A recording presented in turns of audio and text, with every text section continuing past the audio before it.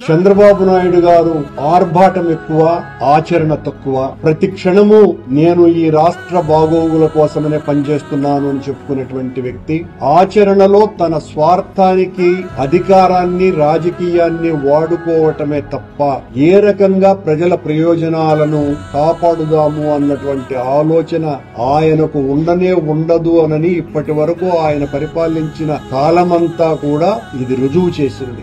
ఈయన హయాంలోనే గతంలో గోదావరి పుష్కరాలలో దాదాపు 30 మందికి పైగా ఈయన ప్రచార ఆర్భాటం వలన తొక్కిసలాటలో చనిపోయినారు. కేవలం ప్రచారం కోసమని మేము తిరుమలకు అద్భుతమైనటువంటి ఏర్పాట్లు చేస్తున్నాము అని నెల రోజులుగా ఓదర కొట్టినటువంటి వాళ్ళు, రివ్యూ మీటింగులు, వరుస మీటింగులు జరిపినటువంటి వాళ్ళ ఫలితం 6 మంది భక్తుల మృతి, దాదాపు 40 మంది ఆసుపత్రి పాలవటము.